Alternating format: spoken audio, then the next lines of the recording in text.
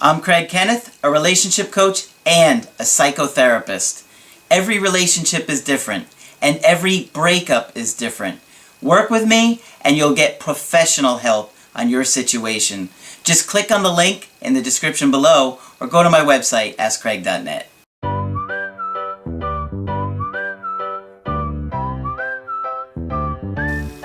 Hi there, I'm Coach Craig Kenneth, and in this video, I'm going to be talking to you about they went cold.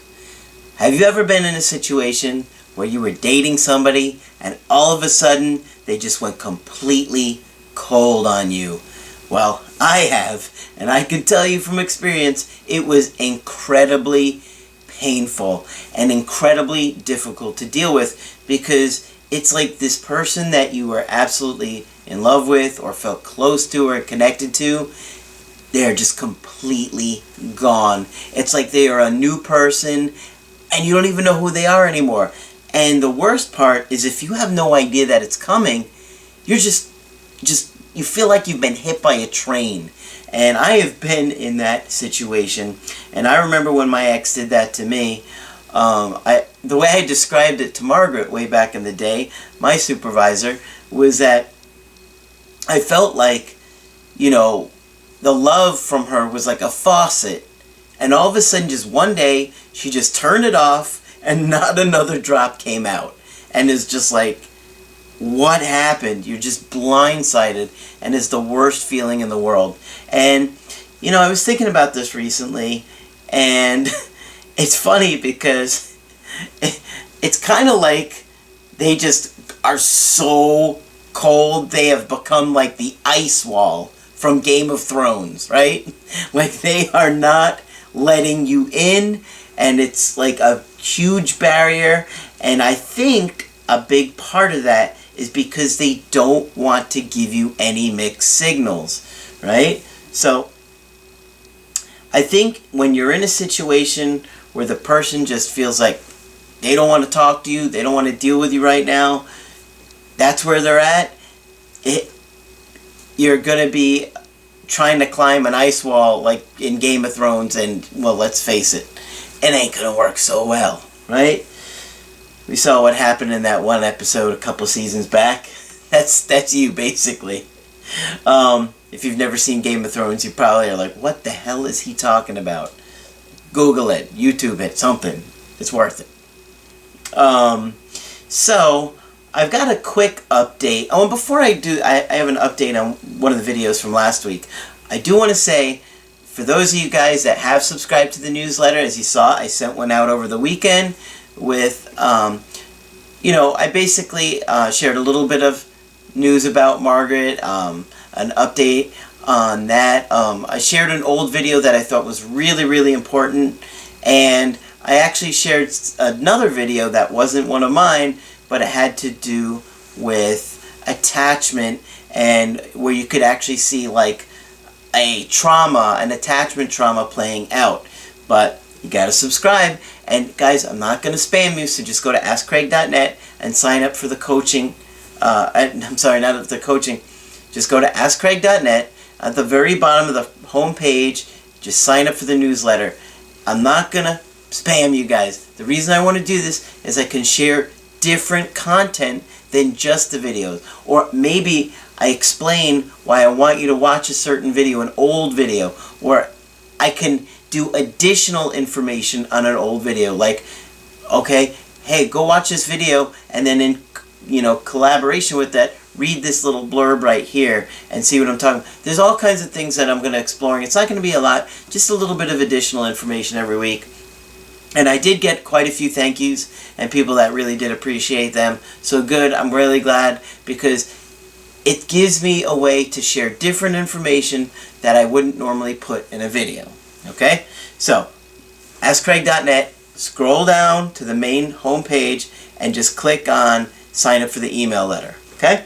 So, I got 2 emails today. The first one is just an update on the video I did last week that was called They Said I Was Needy. And he just said, I just watched the video response to my email, and you could not have been more exact with your assessment. I love to hear that, because when I'm doing email coaching, obviously it's a lot different than when I Skype. And to hear that I got it right on the head, that makes me feel good that I was really tapping into what was going on there. I was protecting my daughter. She just turned 17. I told my ex-girlfriend about it. Her daughter was used to new guys coming around. I was hungry for love and affection because my ex-wife stopped loving me 10 years ago. Ooh, that would be brutal. 10 years in a marriage like that? Alright. I just have to learn how to work on my needs and become more indifferent about new relationships. Well, you want to be attached or get attached slowly over time, but maybe not so attached to the outcome or your expectations. Okay.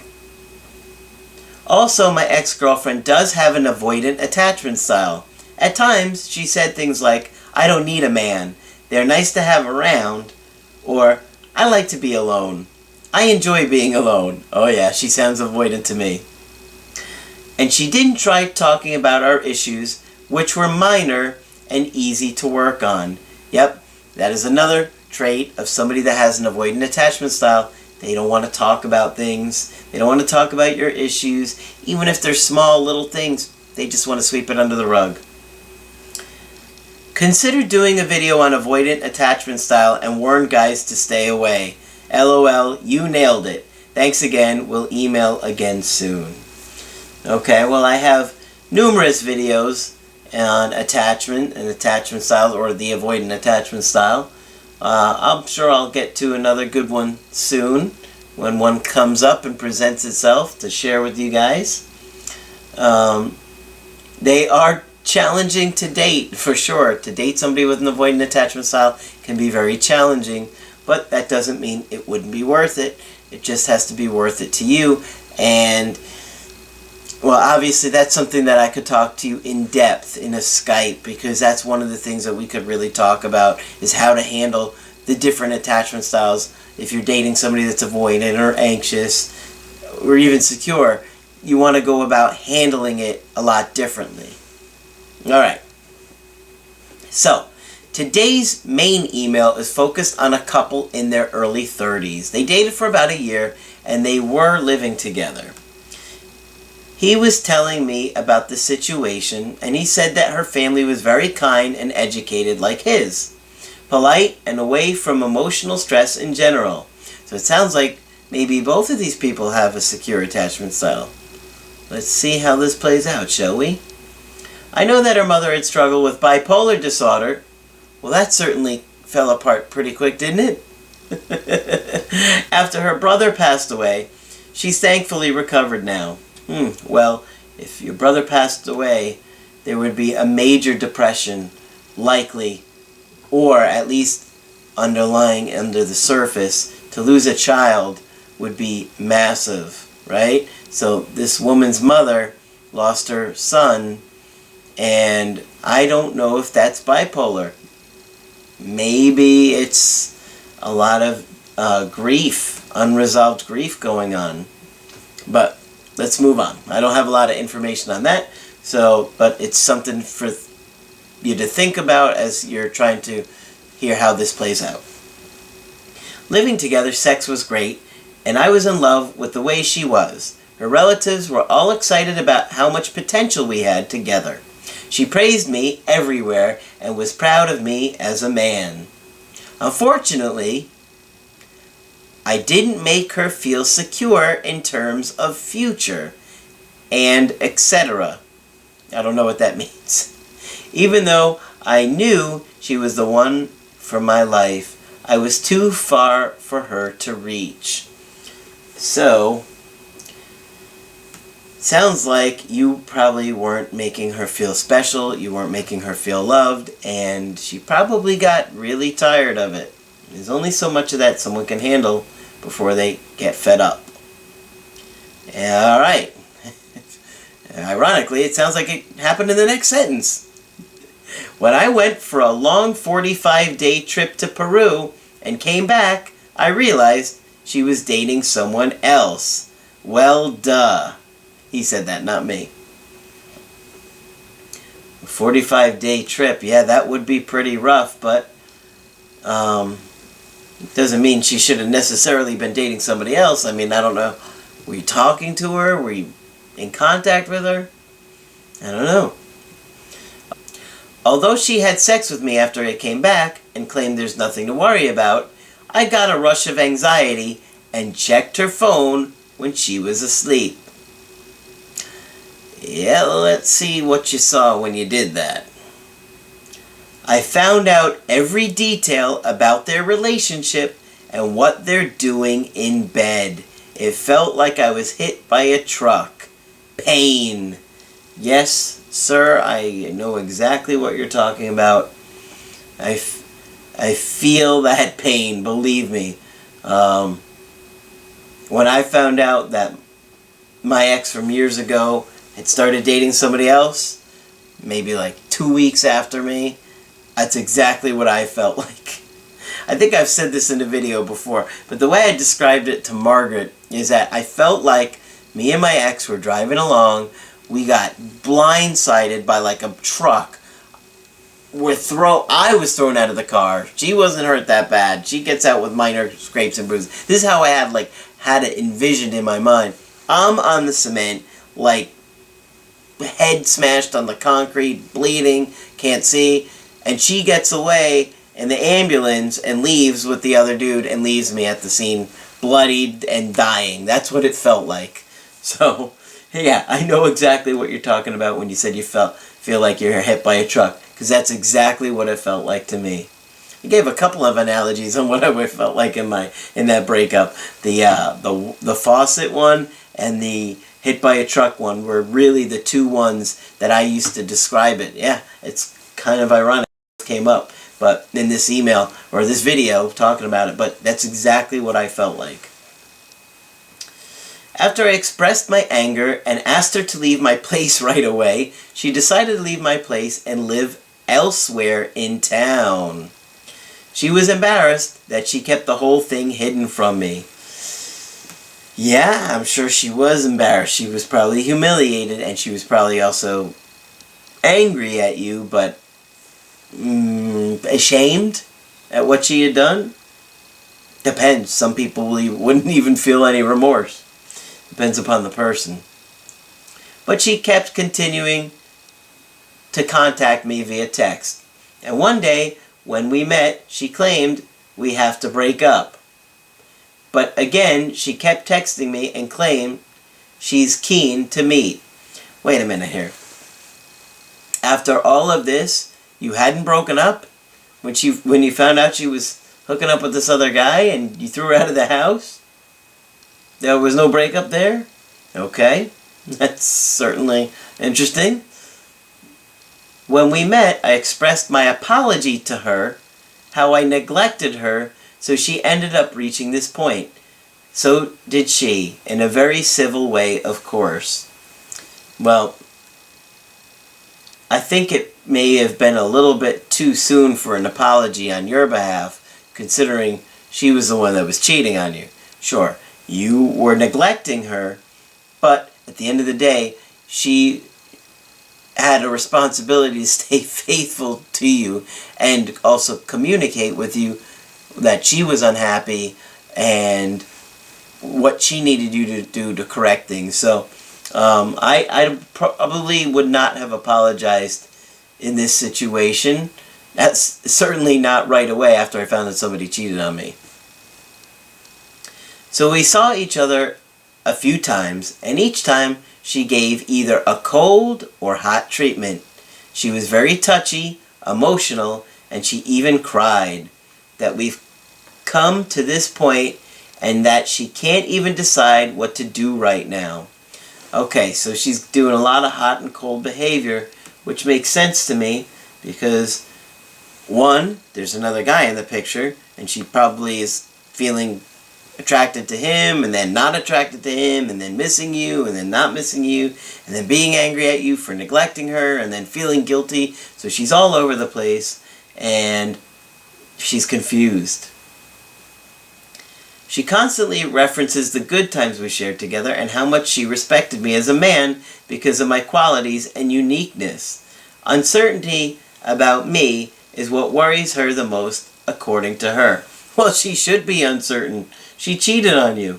And I certainly wouldn't have somebody feel uncertain about what I was going to do in the relationship after they just cheated. They might be certain, but it's not going to be the certainty that they're looking for. They'd probably be certain that I'm done. Now, that's just me. Everybody handles their own situations differently. You got to live your life. And yes, of course, many couples get back together and work things out after one partner has cheated. That's a personal decision. I'm not here to tell you how to live your life or what you should and shouldn't do. Because quite honestly, sometimes people break up and one person has been unfaithful and it leads to the partners having the best relationship they ever had. So there are times where that can be salvaged. It's just a personal decision. For me, I wouldn't take a cheater back. That's just me. But if you guys decide to do it and you want my help with it, I'm not going to judge, because I understand you're also attached to somebody. Maybe you really wronged them, or you have a lot of guilt in the way you treated them. So it's just a personal thing for everybody. A few days ago, I asked her to let go of the other guy if she wants to keep in touch with me and think about us in any way. Well, that kind of sounds like an ultimatum. I don't necessarily think that was a good idea.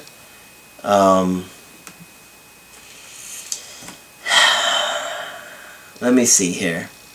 A few days ago, I asked her to let go of the other guy if she wants to keep in touch with me. And yeah, see, that feels like an ultimatum. Now, I could see where you're coming from, but I don't think I would have phrased it quite like that. She agreed to break up with him, so now he's her boyfriend already? Okay, that was kind of quick. But after she met with him, apparently the guy convinced her that she needs time to heal and think it through properly. So now he has just undone what you thought you had done. This is why I wouldn't have tried to talk her out of it like you did. So she changed her mind again and went cold right after that night that things were seemingly going great. Yeah, I see situations like this all the time where a guy will think that he's got it turned around, it's about to go good again, and this is for you ladies too, and then bam, falls apart. It seems like it's going great, falls apart, and you're like, what the heck just happened here? I saw her the other day and thought everything was good again. I see that happen all the time. Did I mention that I see that happen all the time? Because I do. So we met yesterday. I wanted to shop and asked her to come along to help with her good taste. So we did. She was quite cold, but at the same time, touchy. She also mentioned the way of seeing each other doesn't help her miss me. She also mentioned this way of seeing each other doesn't help her miss me. So it's almost like she's trying to help you here.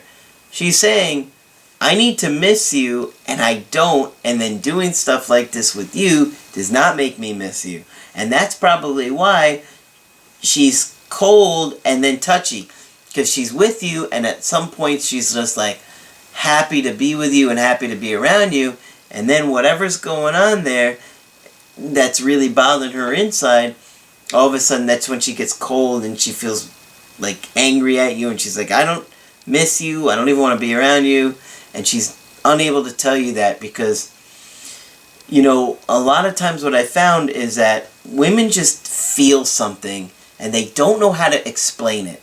I'm not trying to be insulting in any way to you ladies out there. It's just that when something is there going on, you might say it's one thing, but it's really something that eludes you. It's just that feeling.